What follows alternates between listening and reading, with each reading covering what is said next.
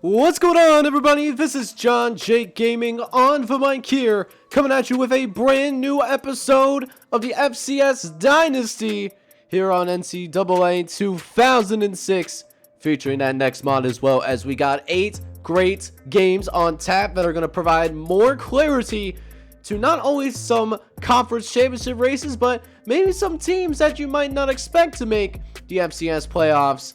Do they work themselves closer to that objective? So, that being said, we got a great episode on tap. I hope you guys stick around for the whole thing. If you do, make sure you go ahead, smack that like button, hit that subscribe button for me if you happen to be brand new and you like the vibes. As we'll go ahead and jump into the first game of this episode, we got Weber State, who did not get much hype, taking on Montana State, and Montana State is trying to kill the hype and kill it right now, as the Bobcats, by Maurice Billings, are going to get into the record book, the longest touchdown pass here in season number 2. It ends up being a 92-yard touchdown. We'll see if this rattles up the Wildcats of Weber State, or are we going to see Weber State respond right back? And this will be a very good start, as Stephen Washington is going to throw a very good pass to the outside. Very nice cut by that receiver as well. And now the Wildcats of Weber State look to get back on the board and tie this game up. Washington under center, looks like trips to the left. It's a play action, looking, facing some pressure, throwing it in the end zone, and it ends up being caught. Touchdown, Weber State. And the Wildcats respond right back and tie this ball game up at 7 apiece here as we continue through the rest of this game. And look at this throw for Stephen Washington, getting it out to the tight end, who will not be stripped, even though those Montana State DBs were obviously trying to get that football out of his hands, but he's got a really good grip on that thing. Pause. Is now 3rd and long coming up from the 10-yard line. Washington dropping back, looking for another touchdown, but no! It ends up being intercepted, and they tried to even take it out of the end zone. Probably should have done that second part, but what Aaron Gold did do is he made sure that this game remains all knotted up, as he just read the eyes of the quarterback and then acted accordingly. But Montana State, they are going to be backed up deep in their own territory as Billings makes a traumatic mistake. Dan Parrish coming up, playing in the box to provide that additional run support. Instead of blowing somebody up in the backfield, what ends up happening is that we do end up seeing Parrish's 4th interception of the season that will help Weber State potentially expand this lead, as they've been solid in the red zone so far this year, about 77% in terms of coming away with points, and that number is going to get a little bit higher as that will be ran into the end zone. Touchdown, Wildcats. And Weber State will cash in on the interception from Dan Parrish. As we jump into the second half of action, still a relatively close game as Washington tries to blow it up here in the second half, as that DB gets put on some skates because he had no idea where the football was, could not pinpoint it, and that ends up being a disaster, as Washington is going to be able to go ahead and conjure up yet another touchdown pass. They'll give Weber State a 24-7 lead. As we go ahead and jump into the second half of action here, as Montana State is continuing to struggle on offense here, as Maurice Billings has been taking a ton of hits in this one. He has negative 41 yards rushing on the day so far. It has been an absolute travesty, and you're going to have to punt this football away here after yet another 3 and out. They have not been able to do much since that game, that record for the longest touchdown pass for season number 2, and it continues to get worse for the Bobcats of Montana State as they give up an easy punt and return for a touchdown. It is going to now make it 31-7, and Maurice Billings makes it even worse again. This time he's going to go ahead, throw an interception here, and that will give Weber State a 30-point lead in this game, as that is going to be probably the easiest attempt to go ahead and take things to the crib. As Weber State, they are going to go ahead and run away with this ball game, as that touchdown is going to make sure that 40 burger is going to be secure for the Wildcats. And Weber State, they win 54-7 and put themselves in a good position to make it into the FCS playoffs. So we'll go ahead and jump into matchups that could determine who gets those top 8 buys going into the FCS playoffs. We're going to check in on 2 teams now that are fighting for a trip to the MAC Conference Championship game. As we got the Ball State Cardinals taking on the Eastern Michigan Eagles. Both teams who are ranked in the top 5, and both teams who are also on top of that playing in this week's Game of the Week. As we'll check in on Greg Mayhew, the running back for the Ball State Cardinals, who is going to be going ahead and closing in on 1,000 yards rushing on the season, as Lee Corso is going to pick the Cardinals to win this football game. As we'll go ahead and jump into early in the first quarter, as Eastern Michigan is going to have to go ahead and kick this football away, and gets it in the hands of Greg Mayhew, and he is going to be gone like a girl in a country song. Touchdown, Ball State. And the Cardinals are going to strike first here, a 58-yard kick return. So that does go ahead and give the Cardinals a 7-3 lead. As now, Eastern Michigan, they try to respond quickly, and sure enough, they're going to do just that.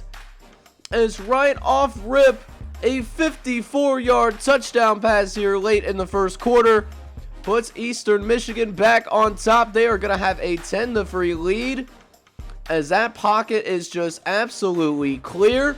No one getting to this quarterback, and they make them pay for it. As now, going into the second quarter now, Greg Mayhew able to take the carry off the right-hand side and gets it to the end zone. Touchdown, Ball State.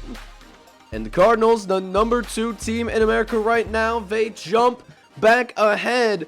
Going to find themselves up by a few points here, as this continues to be a back-and-forth game here in the first half, as Eastern Michigan tries to get the last laugh before we go into the halftime locker room. And talking about strutting your stuff down the sideline, you moss a defender. You make that defender absolutely confused. He had no idea what was going on. That might be a little quirk with NCAA 06. Remember, this game is made all the way back from 2005, so gotta show a little bit of grace to this game. Is how about that run? Should have been stuffed in the backfield, but that was just something that didn't happen there. How about this for an incredible run? That will help Eastern Michigan ultimately technically pull off the upset, but these two teams were very evenly matched for sure.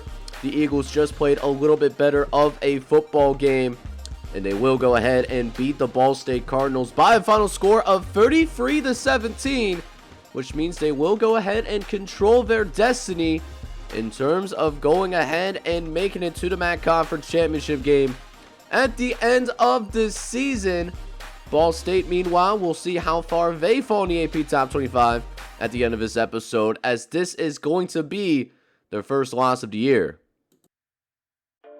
But that was not the only Top 25 matchup that was going to be taking place within the MAC Conference, as we also have the defending national champions in the Kent State Golden Flashes going on the road to take on the number 21 team in college football, the Buffalo Bulls, and a similar situation out here in the Eastern Division, as both of these teams are tied for first place in that division.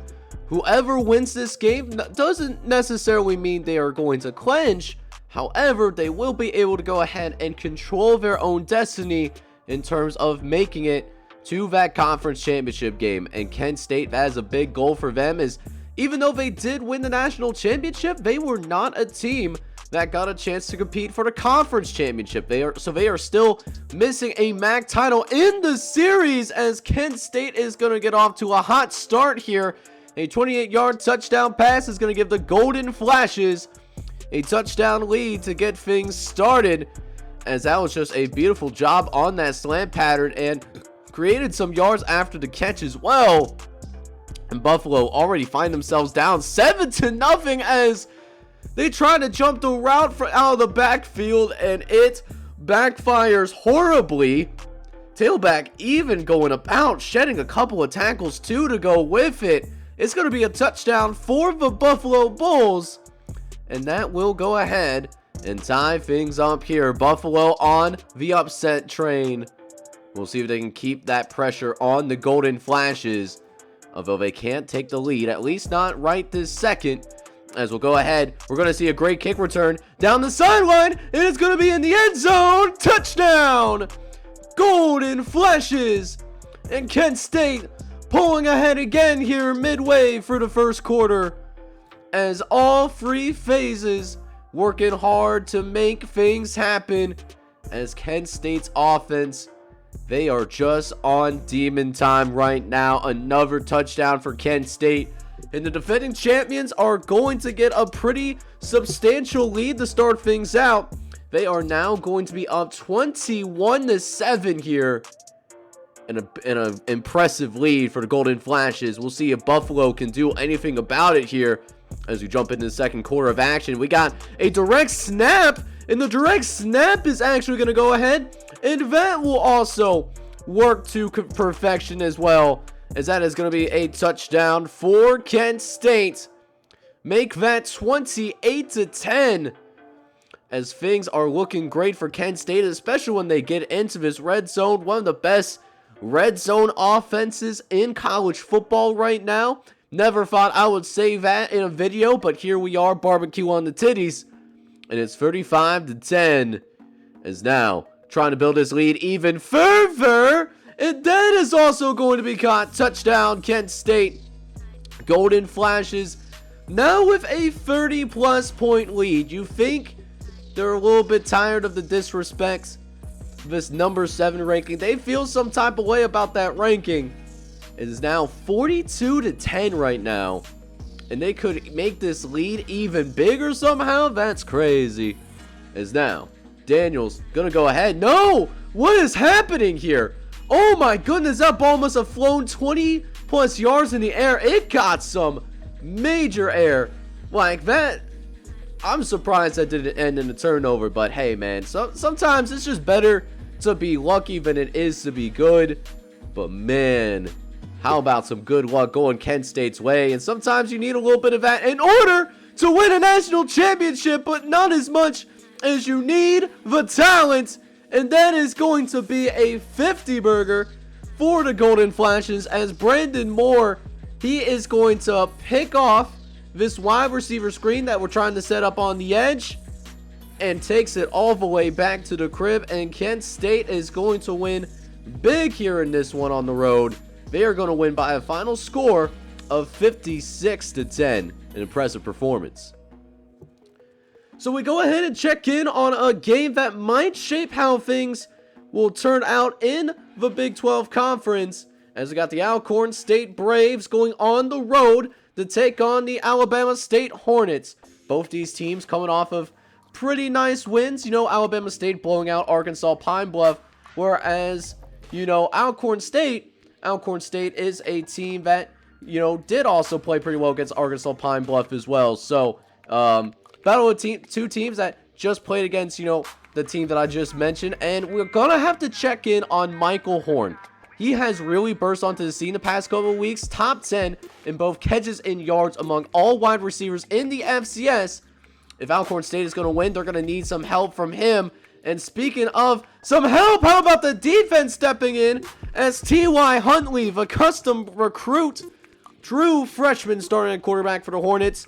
He is going to be stripped, and that is going to end up being a fumble there for Alcorn State. It ends up being recovered for the Braves, and it sets up beautiful field position for Travis Wilkerson, who is able to sling this football. And sure enough, Michael Horn makes his presence known, as the Braves are going to be able to cash in for a huge big-time touchdown, make it 10-0 early for Alcorn State.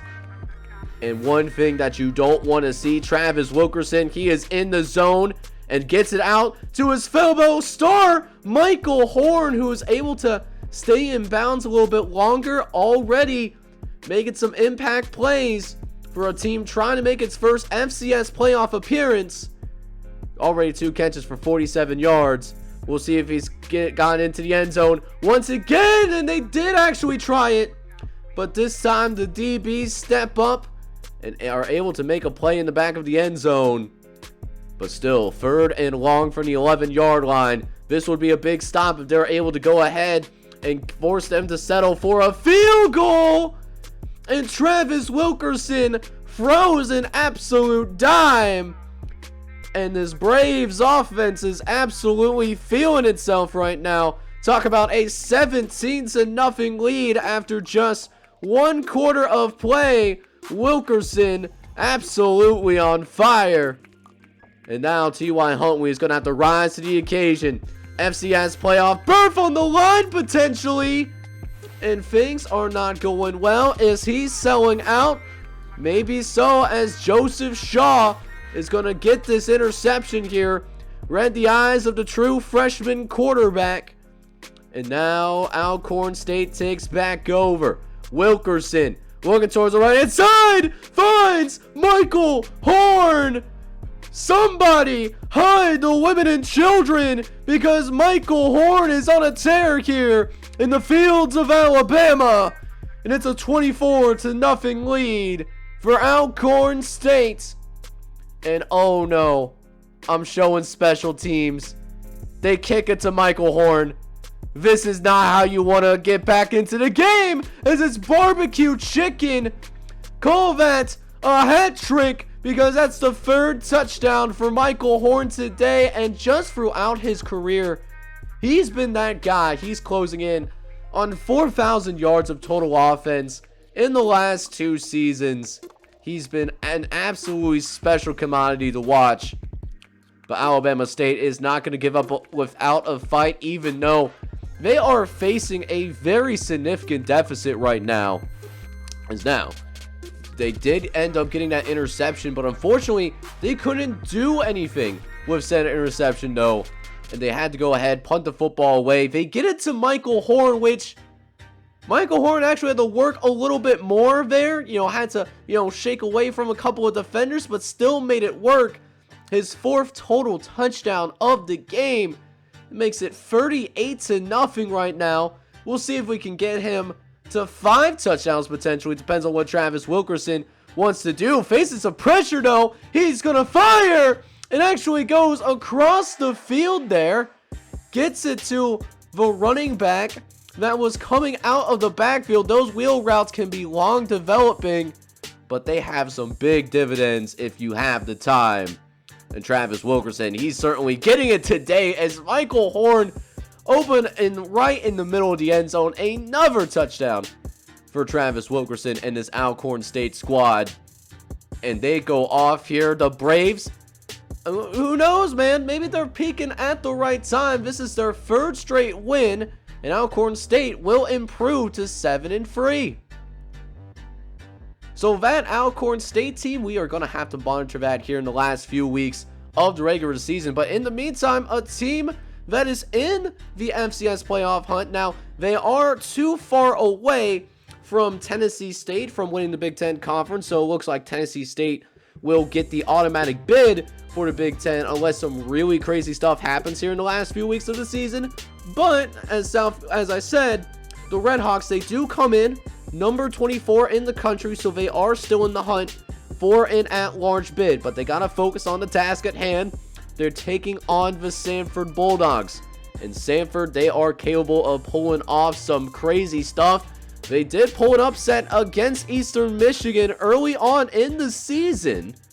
So we'll see if Southeast Missouri State, they can go ahead and avoid that upset bug as we go ahead and get things officially underway.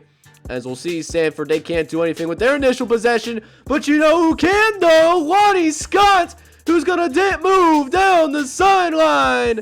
Touchdown, Red Hawks. Make that 10-0 early. But Samford, on their senior day, they are going to fight back, and they are going to fight back ferociously. Here we go. Kickoff return. Got some space in the open field. This is not a race. He loses often, and he is going to be gone. Enjoying that end zone. Touchdown, Bulldogs. And this Samford squad is going to be right back into the game. And so when anything else is in doubt, you just got to rely on what got you in this position the first place. Scott Parrish, who was able to follow his blocks on the toss play out on the left-hand side, is going to go for a 77-yard touchdown pass here, as that will give the Red Hawks here yet another lead. Things are looking good for Southeast Missouri State. Later on in the ball game, going into early in the second quarter, another unsuccessful drive. They're going to have to punt this football away, and Lonnie Scott, he is that dude. He's already got 1 touchdown. How about we make it 2 touchdowns, as he's going to be going into the end zone yet again. Touchdown, Red Hawks, as that will go ahead and make it 24-7. We'll see what Travis Frazier has in store, but his guys got to hold on to the football, though, as it's going to end up being recovered there. And here we go now. Tough spot for the Samford defense. Got to stop them right here, right now, but instead they go with the goal line defense. And Glenn Williams, they recognize the weakness of that. He calls an audible. And the rest is history right there. 31-7. As now it puts a lot of pressure on Travis Frazier to make some things happen. But we'll see if he can muster up some type of comeback. Try to muster those emotions of senior day. And they're going to need it here in the red zone. One of the worst red zone offenses in the FCS. They're in the bottom 10. Frazier dropping back. Got a clean pocket to work with, but yet despite the clean pocket, he still makes an unwise decision as Jason Bell now gets his 4th interception here of the season. Cuts it. I don't know who he was trying to throw it to there. I don't know if it's just an inaccurate throw or what, but Samford really missing out on some points there, unfortunately. And that will keep it at 31-7 right now. And things are getting so desperate that one of the defensive backs for Samford is playing on this offensive side of the ball so that they can get a little bit more speed on the field. And it actually works in that circumstance, creates a pretty nice catch. But we'll see if Frazier can build off of it, though. Trying to throw towards the left-hand side, and it is a tight window, but able to get it up in there and get out of bounds, too. That will save some time on the clock. We'll see if they go to Jason Campbell again, though. That was the guy who made that last catch. He has 3 catches for 77 yards in this one. As Frazier will drop back once again. This time, he's going to run up towards the end zone. And it looks like that pass was underthrown, unfortunately. It allowed the defenders time to catch up to it. And after being tipped in the air multiple times, it ends up being intercepted.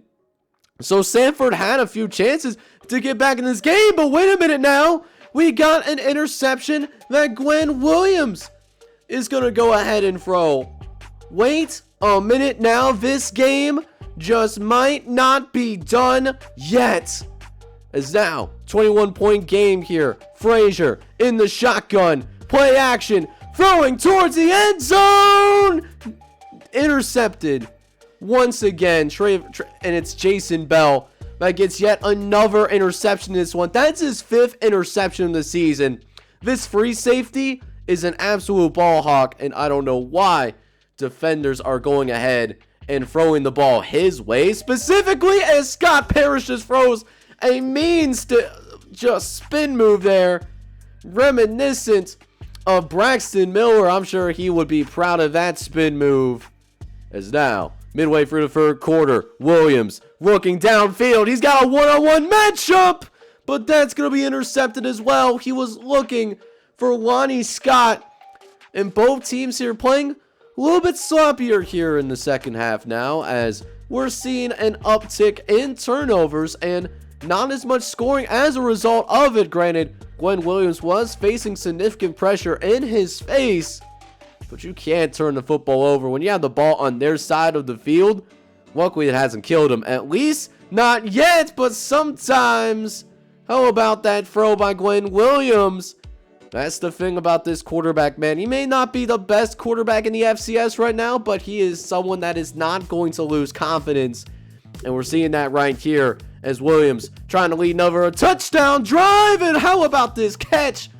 Able to get the foot down, the 10 toes down movement in full swing, as the Red Hawks are going to go ahead and extend their lead even further. And now goes ahead and makes it a 31-10 game. And they even have the chance to go ahead and, potentially run out the rest of this clock. But a little bit of a boneheaded decision of thought about passing it with a minute left. And they're up by 28 points right now. I don't know if Coach Tybergian, he was trying to run up the score or really what's going on with all of that. But it gives Samford at least one more chance here to get it into the end zone, and they will at least do that. It's going to make this score look a little bit better than how this game actually was, because let's be honest for a second, Southeast Missouri State, they dominated this game, and they're going to win this one by a final score of 38-17. So that will go ahead, and that will keep the Red Hawks in the playoff picture in terms of making it as an at-large bid. Samford, they were ranked in the top 40, but with them being out of the picture completely for the Big Ten championship crown, things are not looking good for Samford to stay home for the second time in 2 years with this series. We'll have to see if the Red Hawks, they can win their final game of the season so that they can punch their first ticket to the FCS playoffs.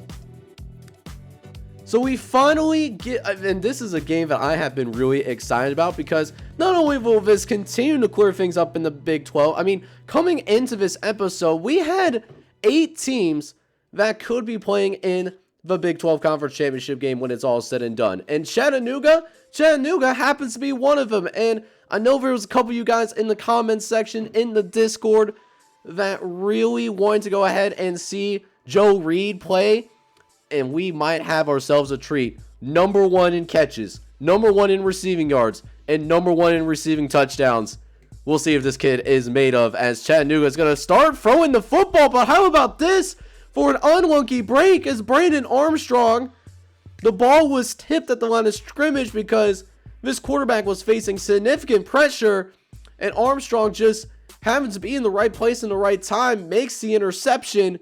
And that's the first interception of his career. Nice job. Just really staying cognizant of that. And that will help set up Southern, the defending Big 12 Conference champions, able to stay in this game, and they get the first score on the board. We'll jump in later into the first half, though, as we haven't seen much action here in this game. A more defensive game than what we had originally anticipated, but that being said, Mike Hill is putting together a pretty good drive here in the final minute of this first half. As we get into the last 30 seconds here, Hill gonna throw over the middle, and the tight end is just barely gonna get into the end zone. Touchdown, Southern, at the expense of one of the linebackers for UT Chattanooga. But surprisingly, we saw Southern miss an extra point there at the end of the first half, so it still stays a 13-0 game. We'll see what Mike Hill can do here in this second half. Play action. Wiggins over the middle. He's going to scramble. Throwing. And it's going to be intercepted. Chattanooga trying to get back into this game, as David Murphy not only coming back and playing, so thankfully that injury that he did end up having was not very serious whatsoever. But on top of it, he's going to make an interception that is going to make sure that this game does not get a little bit too out of reach there, as, Mike Hill just didn't plant his feet there. But unfortunately, Chattanooga, they start in their own end zone. The tailback fumbles it. That's crazy. And Mitchell is able to take advantage. Another turnover for the Southern defense here is going to make it 20-0 in favor of the Jaguars.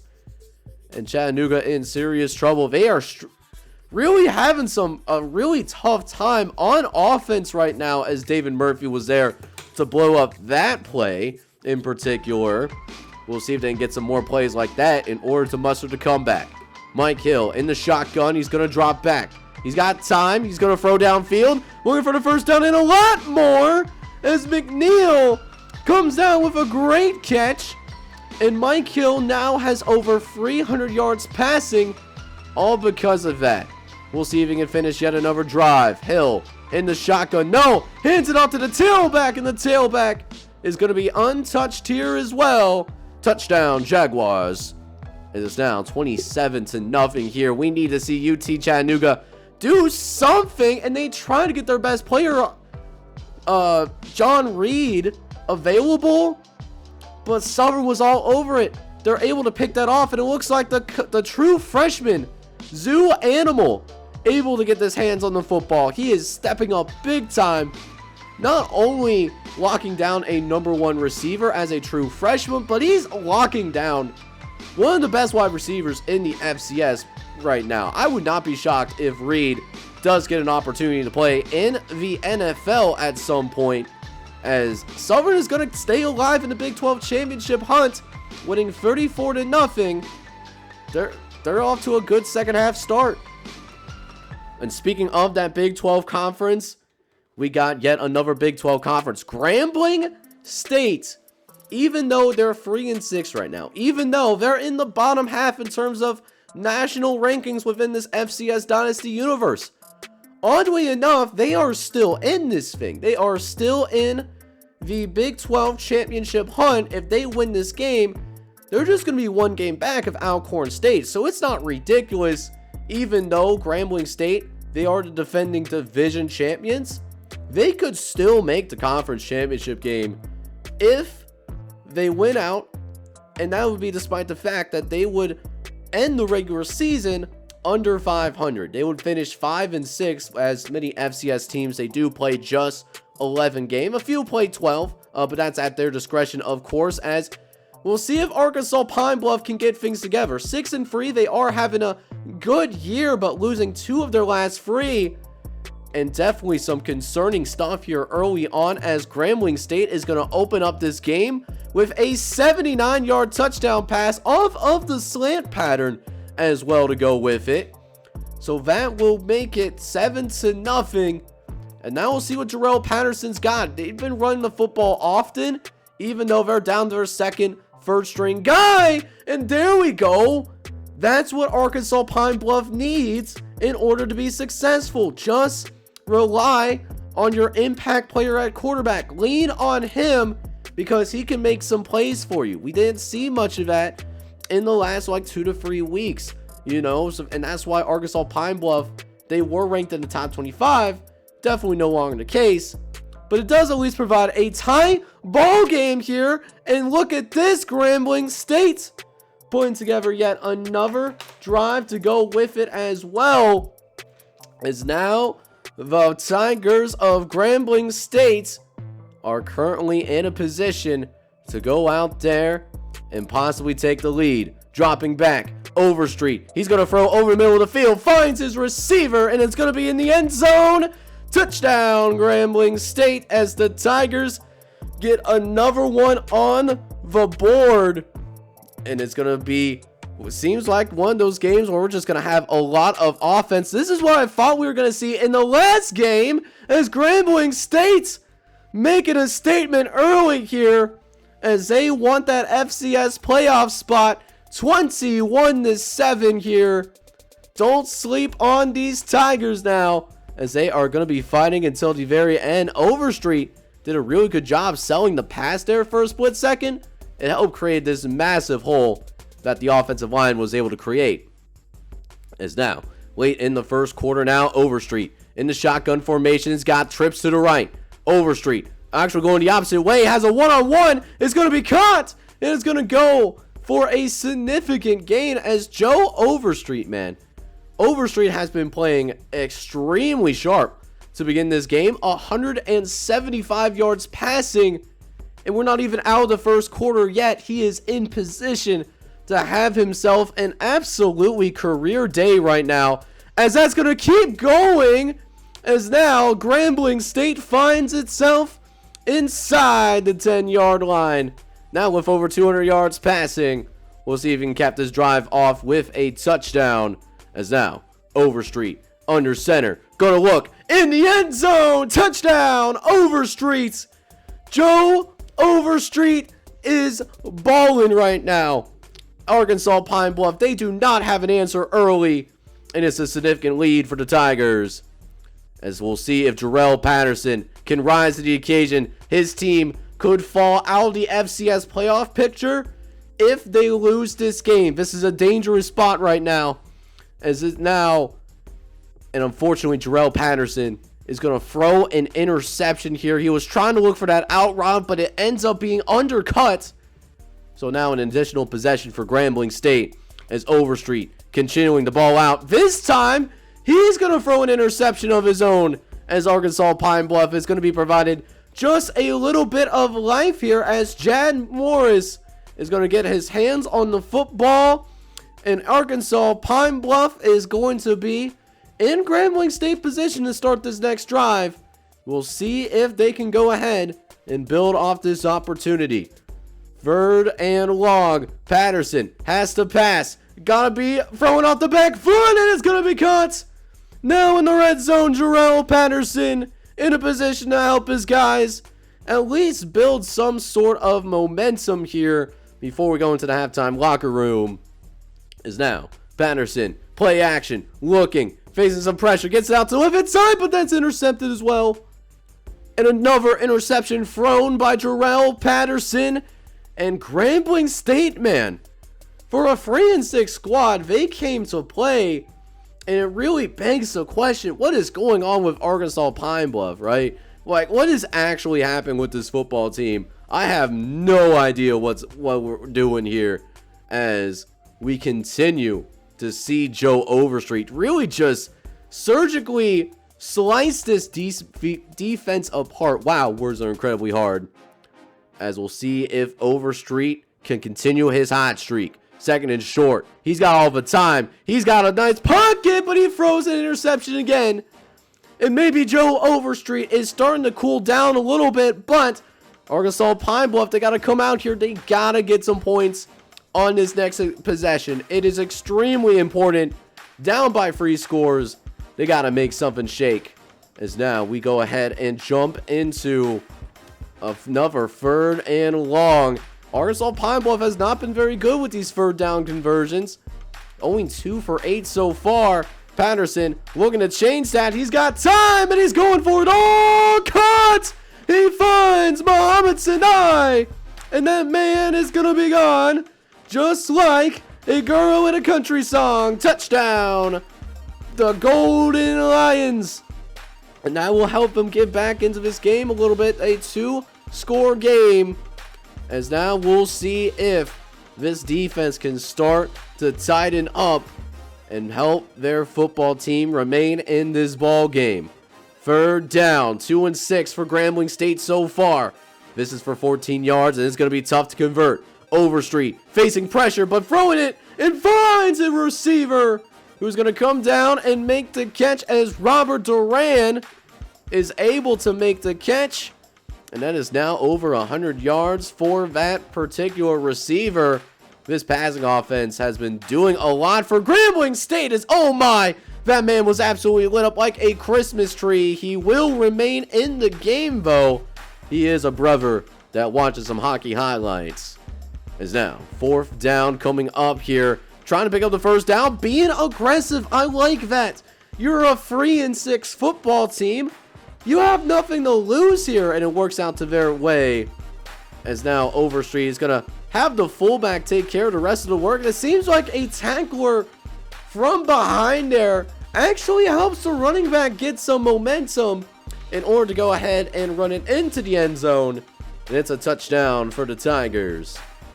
As Grambling State now with almost 500 yards of total offense. If Jarrell Patterson can't respond, this game could be barbecue chicken. And not looking good here as well, as Patterson does make the completion, but man, did he take a little bit of a shot there off screen. Is now First and 10 from the 45 as they're trying to continue to move downfield. Under center, I formation. Patterson looking, finds Sinai. He does a random hop step. Didn't really need to do that, to be honest. He's just showing off, which is really bold because you're still down by 2 scores. But hey, whatever, man. Different strokes for different folks, of course. As that will go ahead and now get it back to a 2-score game. But they gotta stop Joe Overstreet in this passing game. It's been lethal. Overstreet under shotgun, throws it to the right hand side. It's completed, and not only is it completed, but they are certainly going to be well in field goal range now with 440 yards on the day. As now we get into the red zone. Now they've been successful here. Overstreet, end zone, but it's going to be tipped at the very last possession. He did have somebody open there, just threw it just a tad too late. And so that's up 3rd down instead. But Overstreet will not be denied, as that will be a touchdown once again for the Tigers. And I believe, if I'm not mistaken, that might be touchdown number 4 or touchdown number 5 for Joe Overstreet. He's been balling out today. And now, really dangerous spot for Arkansas Pine Bluff. Only a minute left to play in this game. They're down by 3 possessions, so at this point, I don't think they're going to necessarily win the game, but, you know, they're going to try to go ahead. They're going to play till the final whistle. I do like that about this program. They're not going to sit back and give up that easily, but again, it's just not their day, and the slide continues for Arkansas Pine Bluff here, and we see them once again. They lose to Alabama State. They lose to Alcorn State, and now Arkansas Pine Bluff losing to Grambling State. So they lose 3 games in a row here. And Grambling State, as a result of that, they are going to remain alive. It is still not completely out of the question that they can be competing for a Big 12 Conference Championship, in spite of the fact that they are going to finish the regular season under 500 no matter what happens. But got to give credit to the Tigers. They played with a lot of heart. So there hasn't been any top 25 teams that we've seen in gameplay get upset as of right now, but that isn't the case for these simulated games around the FCS. Starting off, we got first and foremost Northwestern State taking a surprising loss to Appalachian State, losing 21-18. This is only the Demons' second loss of the season, and they could still make the championship game for their conference, but this could knock them out of the top 25, App State playing spoiler. That being said, they were not the only top 25 team to lose, though, as UNLV also taking their 3rd loss of the season. They lose to the Denver Pioneers, 24-19. This is UNLV's 3rd loss of the year. As for Eastern Carolina, they did not get the upset bug as they hosted Northeastern in Conference USA play. And the Pirates look good in this one, winning 59-14. Improving their record to 9-1, while Northeastern falls to 3-7. Texas Southern also was in a very interesting battle with Jackson State, but Texas Southern able to come out on top, improving to 8-2 on the year and winning this game by a final score of 24-17. Utah State also taking care of business in their respective conference as they took on St. Thomas and winning convincingly as well, winning 46-7. St. Thomas 0-9 since their upset victory over the UNLV Rebels. Florida Atlantic is also going to remain undefeated as well as they beat the North Texas Mean Green by a narrow margin, winning 16-14. Rice also trying to get an upset bid going against the University of Central Florida, but the Golden Knights did come out on top here as well, finishing the regular season 10-1, Rice falling to 6-4. Akron, meanwhile, blowing the doors off of their counterparts out to the east as they took on the Penn Quakers on the road, but Akron proving to be too much to handle, winning 49-3 against the Ivy League hopefuls. Temple also doing the same thing to win with Delaware State, who continues to struggle in terms of finding that first win. Don't know if it will happen at this point as the Temple Owls win 41-10 Delaware State falling to 0-9. San Jose State also just appeared in the top 25 recently, but they are going to be leaving after a 6-point loss to New Mexico State. The Aggies pulling off the upset at home, winning 23-17. One team, however, that has continued to improve as the season gone on is Nicole State. The Colonels beating the doors off of Wofford in this one, 51-21. As custom player Frederick McNair, a true freshman, has a career day. He ends up with 5 touchdown passes in this ball game. San Diego State will also be finishing the regular season undefeated as they win 41-17 against the Kangaroos of the University of Missouri, Kansas City. We'll see San Diego State. Pretty sure they just locked up that #1 seed for the FCS playoffs. Also looking to get into the playoffs, at least as an at-large as Central Michigan, and it helps that they take care of business against rival Western Michigan, winning 38-29 in this rivalry matchup. SMU also to get that, not only that at-large bid, but in prime position to get that top 8 bye for the year 2 playoffs, beating Oral Roberts on the road 28-17, improving their record to 8-2. Also looking to get into the playoffs as an at-large team is the University of Idaho, the Vandals, improving to 7-2 after they win 27-10 against the Lumberjacks of Stephen F. Austin, located in Eastern Texas. Georgia Southern also looking to improve its spot in the FCS playoffs here in year number 2 as they win a close game against the Texas State Bobcats, winning 30-23, making this their 4th consecutive victory for the Eagles. Rounding out this FCS scores update, we got Tulane in Conference USA play, beating Villanova by a final score of 42-14. The Green Wave now 8-2 here in this year 2 campaign as they try to return back to the FCS playoffs for the 2nd time in this series. Also looking to get into the FCS playoffs as well is New Hampshire. They win in conference play by a final score of 45-3. The Wildcats of New Hampshire now are 8-1 overall, looking to crack into the top 10. So in order to wrap up week 12 gameplay here, we have a game that just might very well decide who ends up winning the Pac-10 Conference Championship when it's all said and done and get that automatic berth. We got the number 14 ranked Montana Grizzlies taking on the number 3 ranked North Dakota State Bison. And you see those conference standings and a lot in stake here. If North Dakota State wins this game, they should control their own destiny and will very much clinch a Pac-10 Conference Championship and get that automatic berth.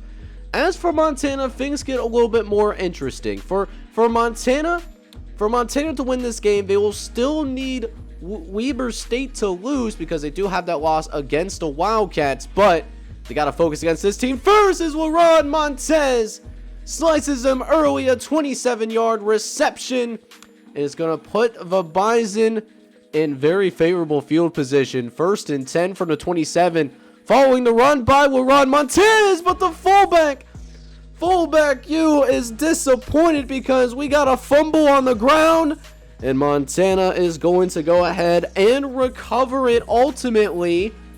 So that does end up meaning that the Montana Grizzlies, they will go ahead and they will take over, but they can't do anything, and it still remains all knotted up at 0. Nobody has scored yet until we finally get into the 2nd quarter, and North Dakota State, it took them a little bit, but they will end up striking first as Rod Smith, who is back from his lengthy injury, he's going to get his first touchdown since, I believe, all the way back in week number 1.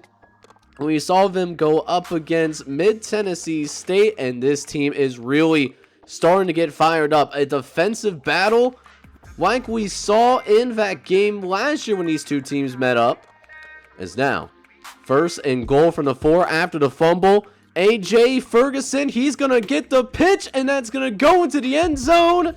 Touchdown, North Dakota State. And the Bison are going to go ahead and cash in on the fumble. And a 14-0 lead for North Dakota State is now Keefe trying to get anything going, but sure enough, Don Pedro Alexander, the true freshman custom, he does make the catch, and he almost has the first down. He forgot to secure the football, though. I mean, look at what happens here.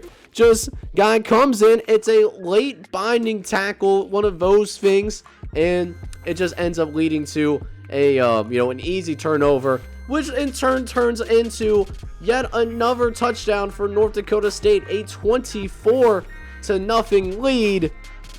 As now we get into late in this game, trying to see if Derek Keefe will at least lead them to a touchdown drive, and he does, except it's for this other team here, as it looks like Henderson is gonna get the tip, and that will go ahead and seal the deal. North Dakota State, they are more than likely going to be champions of the Pac-10 Conference, which means they will get that automatic berth if that does end up remaining in that way. So with this week's gameplay coming to an end here, we are just 3 weeks, and that means 3 episodes away.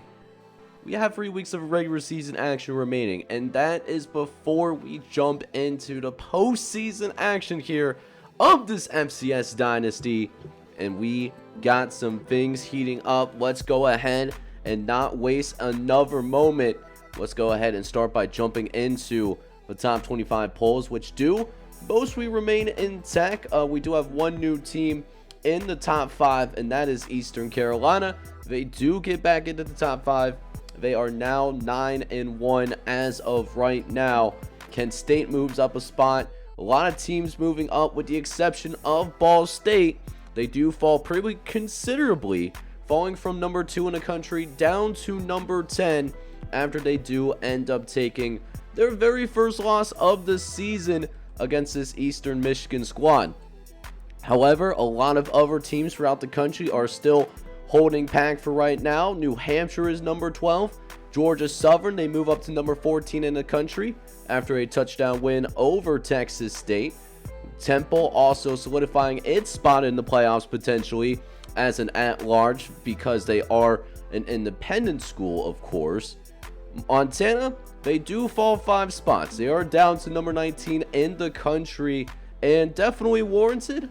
They did lose to North Dakota State, but top 5 team on the road. They should not have been punished in a significant way, and I think they definitely got it right there.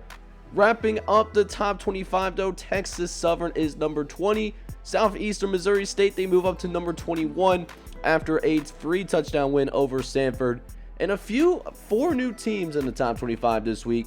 We got the Ohio Bobcats. South Carolina State, they get back into the top 25. They are now number 23 in the country.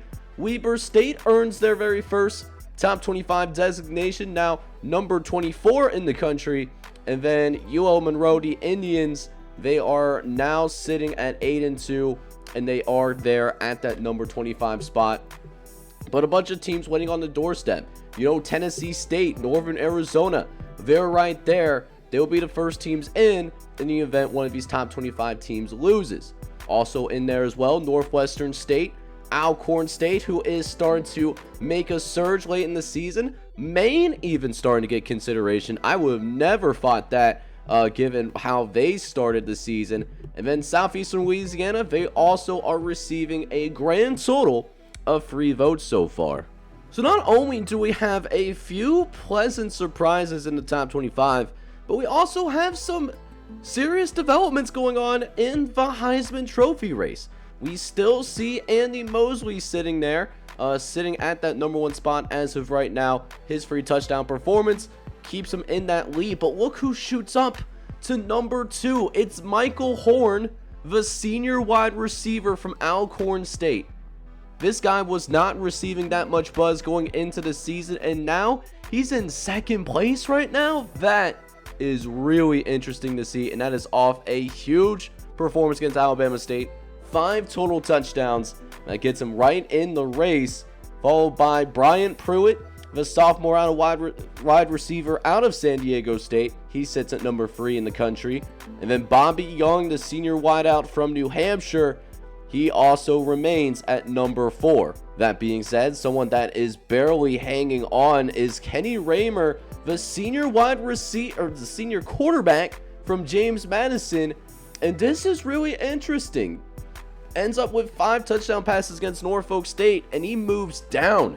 That is really interesting, considering he's having a very good season in his own right. And it definitely shows there is a lot of talent here in the FCS this year. Going to be really interesting to see who ends up winning that Heisman Trophy. And finally, we go to the NCAA Players of the Week here for week number 12. We have Michael Horn first and foremost. This is what really catapulted this Heisman hype.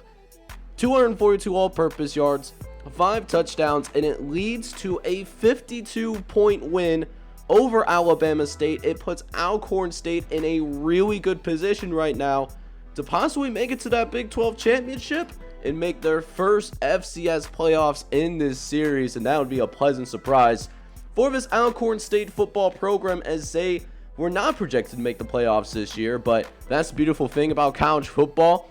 You never know until all the games are played. But then we move over to that defensive side. Kent State, Barrett Moore, the senior quarterback playing for the defending national champions. They went on the road against Buffalo, and you definitely saw that episode in gameplay.